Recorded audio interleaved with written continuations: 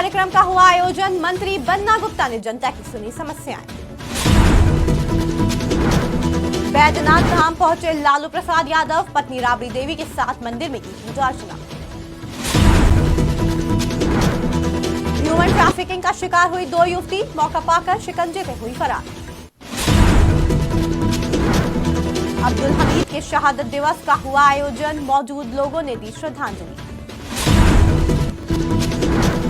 पूर्व डीआईजी ने सरकारी अस्पताल का किया दौरा, अस्पताल की बिक्री व्यवस्था पर जताई नाराजगी।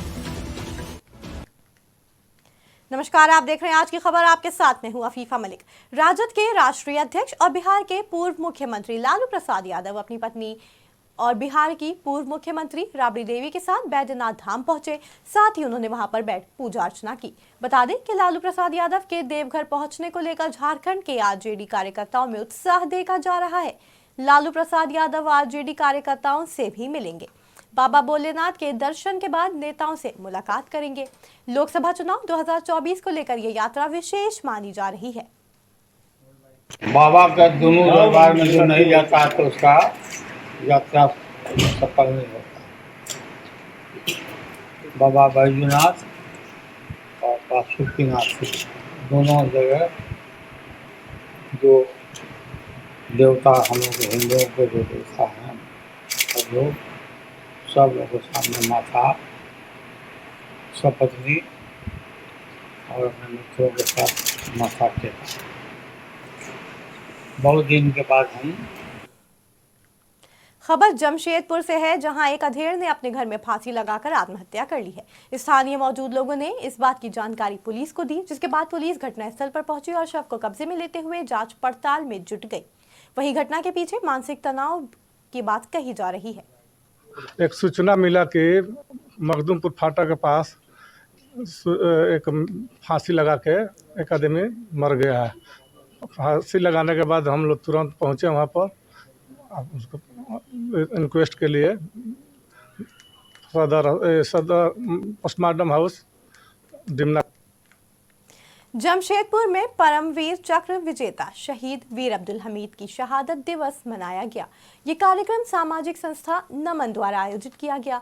उच्च अधिकारी, महिलाओं और युवाओं ने हिस्सा लेकर वीर अब्दुल हमीद की कुर्बानी को याद किया और नमन कर श्रद्धांजलि अर्पित की। जानकारी के मुताबिक क्रीड़ा भारतीय के राजीव कुमार, नमन सदस्य Mahesh Mishra, morning walk group Shashibir Rana ने कार्यक्रम में अपने अपने विचार व्यक्त किए।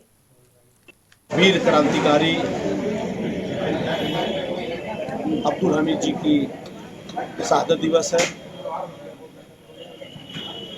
ऐसे वीर भूत आत्माओं को, जिन्होंने इस राष्ट्र के लिए सर्वोच्च बलिदान दिया, माँ भारती के लिए सब कुछ कुर्बान किया, ऐसे तमाम वीर बलिदानियों को नमन परिवार उनकी पुण्यतिथि पे नमन करने का कार्यक्रम श्रद्धांजलि करती है।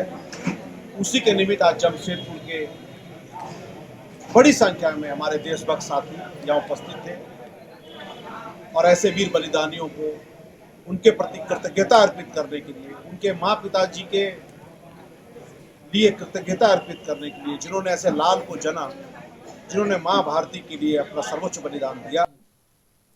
खबर जमशेदपुर से है, जहां भाजपा नेता और कोल्हान के पूर्व डीआईजी रहे राजीव रंजन सिंह ने सरकारी अस्पताल का दौरा किया। साथ ही उन्होंने अस्पताल की व्यवस्थाओं पर तमाम सवाल उठाए। निरीक्षण के दौरान अस्पताल की व्यवस्था देख पूर्व डीआईजी भड़क उठे। अस्पताल के अधीक्षक की जमकर क्लास लगाई गई इस दौरान, और सुविधाएं उपलब्ध होने के बाद भी मरीजों का ध्यान नहीं रख के जाने को लेकर उन्होंने सवाल जवाब किए। वहीं अब पुलिस की नौकरी से सेवानिवृत्त के बाद राजनीति के हाथ आजमाने उतरे भाजपा नेता राजीव रंजन सिंह के इस पहल का क्या असर होता है, ये फिलहाल आने वाले वक्त में देखने को मिलेगा।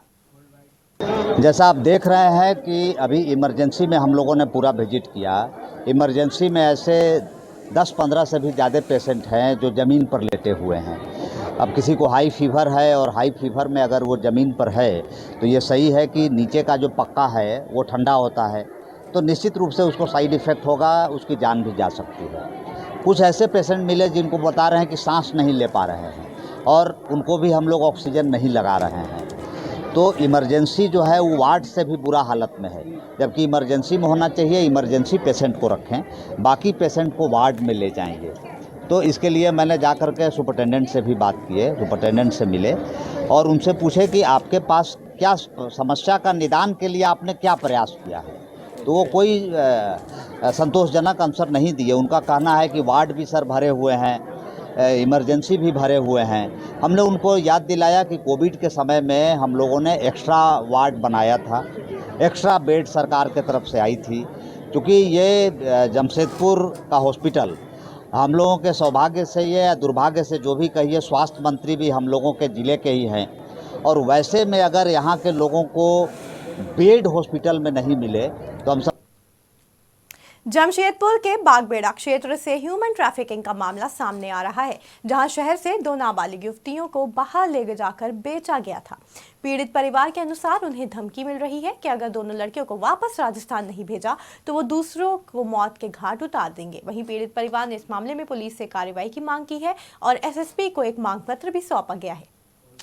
लोग को लेके गया था कि काम के लिए, फिर बाद में स्टेशन जैसा पहुंचे वैसे ही बेहोश किया गया, नाश्ता में कुछ मिला दिया, जैसे होश आया तो देखे हम लोग राजस्थान पहुंचे। राजस्थान पहुंच के हम लोग बोले कि काम कब होगा, तो वो बोलती है कि काम अब कुछ करना नहीं है, अभी तुम लोग को यहीं रहना है और शादी करना है। और हम लोग जब शादी नहीं कर रहे थे तो जोर जबरदस्ती हम लोग को मारा पीटा और बोला कि तुम लोग यहाँ से कभी भी नहीं जाएगी। और पूरा फिर बाद में हम लोग जब बोले कि हम लोग को घर लेके चलो, वो बोल रहा है कि 2 लाख पहले दो, फिर बाद में हम घर पहुंचा देंगे। हम लोग बोले 2 लाख कहाँ से लाएंगे, तो बोलता है तुम लोग को इतना कपड़ा इतना कुछ खरीद दिया, हम लोग नहीं जानते, तुम लोग पैसा दो हम लोग को फिर पहुंचाएंगे। फिर बाद में जब हम फांसी लगा सिलाई विधानसभा में सरगाजुड़ी कालिंदी बस्ती है, जो पूरी तरह से वहाँ पर मतलब स्थिति ऐसा बना है कि इनका घर भी नहीं है, दरवाजे तक नहीं है इनके घर में। तो इनकी इनको अभी हम लोग लेके आए हैं। इनकी 2 बच्ची हैं, दोनों बच्ची अपने मामा घर गई थी। मामा घर में इनको वहाँ कोई मिला जो बोले कि चलो तुम लोग को स्टेशन में कुछ काम है, और ये बोल कर लोग को स्टेशन लेके चला गया। और उसके बाद नाश्ते में कुछ मिला दिया गया, और जैसे ये लोग खाई है तब ये लोग देख रहे कि हम लोग राजस्थान में उठे हैं। वो लोग को इतना बेहोश करके यहाँ से लेके गया। उसके बाद एक बच्ची को वहाँ पे शोषण करते रहे कि तुमको शादी करना पड़ेगा, उसको वहाँ पे उसका सौदा कर दिया गया। उसके बाद जैसे तैसे करके वो वहाँ से भागकर वो जैसे तैसे जमशेदपुर स्टेशन पहुँची है। और लगातार हम थाना और प्रशासन को निवेदन कर रहे हैं कि जो दूसरी बच्ची है, कम से कम एक बच्ची तो चलिए आ गई भाग के, दूसरी बच्ची को तुरंत वहाँ से अविलंब वहाँ से लेके आने का काम किया जाए, क्योंकि वो अगला पार्टी फिर धमकी दे रहा है कि अगर तुम नहीं उसको पहुँचाएगी तो तुम्हारा छोटा बच्ची यहाँ बचेगी नहीं। खबर पाकुड़ से है, जहां फरिश्ता बनकर सामने आए थाना प्रभारी ने गर्भवती महिला की जान बचा ली और मानवता की मिसाल पेश की। गर्भवती महिला हालत बिगड़ने पर परिजनों ने नर्सिंग होम में भर्ती कराया, जहां चिकित्सक डॉक्टर ने ब्लड का इंतजाम करने की बात कही तो परिवार के लोग ब्लड की व्यवस्था नहीं कर सके। इसी बीच पुलिसकर्मी ने रक्तदान कर महिलाओं की जान बचाई। थाना प्रभारी की दरियादिली को अब हर कोई सलाम कर रहा है। बहुत हमको खुशी मिल रही है कि मेरे ब्लड डोनेट करने से किसी की जान बच सकती है। मुझे खासकर पता चला कि एक महिला को, जो गर्भवती महिला है, उसको ओ पॉजिटिव ब्लड की ज़रूरत है। तो मैंने इंसानियत फाउंडेशन है उससे वो हमसे संपर्क किया और मैं यहाँ पे आकर ब्लड डोनेशन किया हूँ। अच्छा लगा और आदमी को करना भी चाहिए, खासकर 2 अवसर पर, जब कोई गर्भवती महिला हो या कोई थैलेसीमिया पीड़ित। सरायकेला में रिश्ते को शर्मसार कर देने वाला मामला सामने आ रहा है। एक बाप अपनी नाबालिग सौतेली बेटी के साथ हैवानियत करता रहा और हैरानी की बात तो यह है कि सगी मां भी इस दुष्कर्म का हिस्सा बनी रही। इस बात का खुलासा तब हुआ जब पीड़ित के भाई को इस बात की जानकारी लगी, जिसके बाद युवक अपनी बहन को लेकर थाने पहुंचा और पुलिस को इस पूरे मामले की जानकारी दी, जिस पर फौरन संज्ञान लेते हुए थाना प्रभारी ने आरोपी पिता और सगी मां को हिरासत में लेते हुए पूछताछ शुरू कर दी।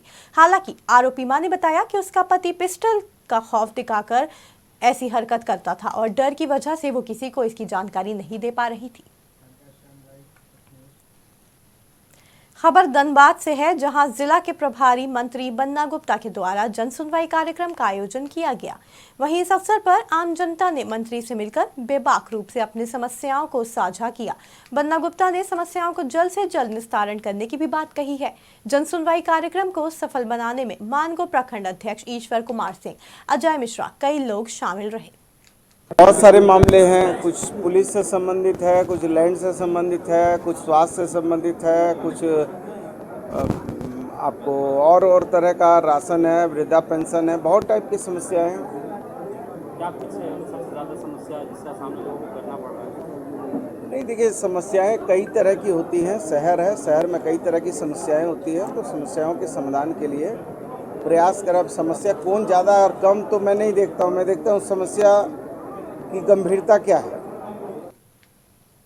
जमशेदपुर के आरा जाने वाले यात्रियों के लिए एक नई सौगात दी गई है। रेलवे ने अधिसूचना जारी कर बताया कि टाटा दानापुर एक्सप्रेस अब टाटानगर से बिहार के आरा तक जाएगी। दक्षिण पूर्व रेलवे ने दुर्गा पूजा से पहले जमशेदपुर से बिहार के आरा जाने वाले रेल यात्रियों को तोहफा दिया है। रेलवे के इस निर्णय से जमशेदपुर से आरा जाने वाले यात्रियों में काफी सहूलियत रहेगी। वहीं रेलवे की इस पहल से रेल यात्रियों में काफी खुशी भी देखी गई। रेलवे ने इसको लेकर अधिसूचना जारी कर दी है।